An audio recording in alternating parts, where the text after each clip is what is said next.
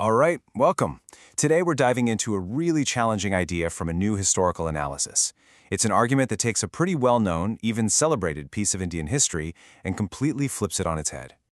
So, the source we're looking at kicks things off with this huge question.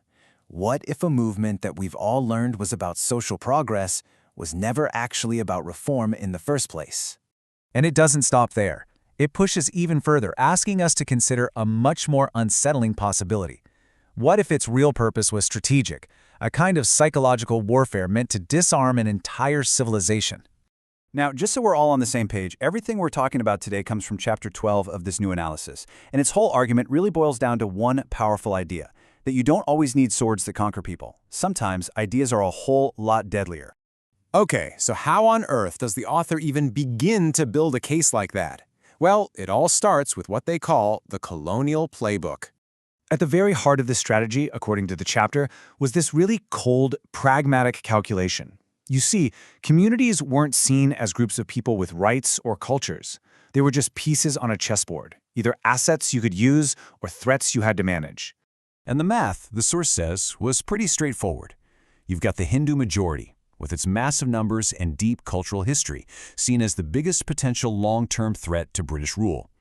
On the other hand, you had certain minority elites who were identified as potential allies, key partners who could help keep the whole subcontinent under control. And this wasn't just some abstract idea sitting in a government file somewhere. The chapter argues it had massive, real-world consequences. It shaped everything, from who got education funding to who got a seat at the political table.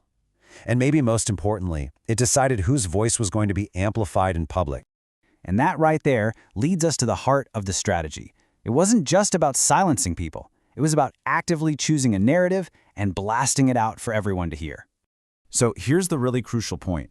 The rise of certain ideological movements, the author argues, wasn't just an accident of history.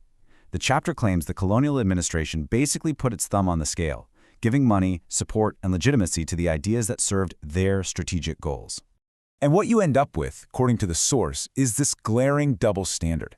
Any kind of Hindu resistance or pushback, that was painted as backward, irrational, a threat to progress. But loyalty to the British from these allied groups, oh, that was framed as modern, enlightened, even the religiously correct thing to do.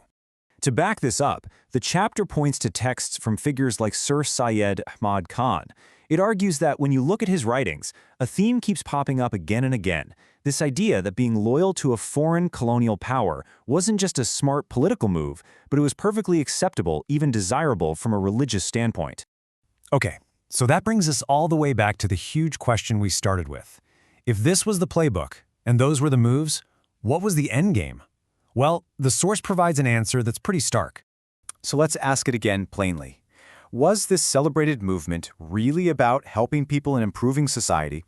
Or was it, as this analysis suggests, a sophisticated tool designed to weaken a civilization's confidence from the inside out?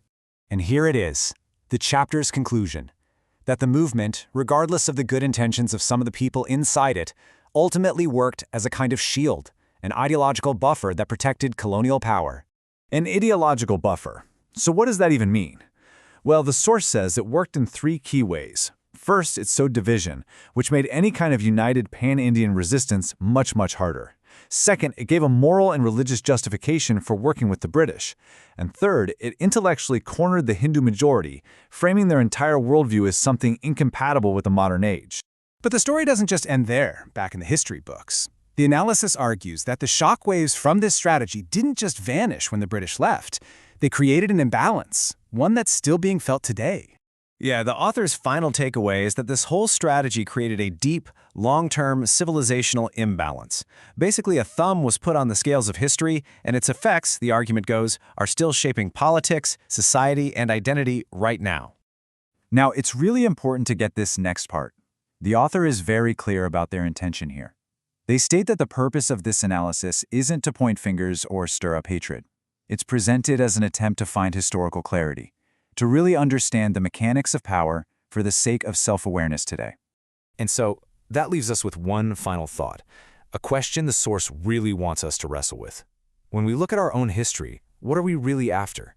Are we just looking for heroes that make us feel good? Or are we brave enough to search for an uncomfortable kind of clarity, one that might actually help us make sense of the world we're living in right now.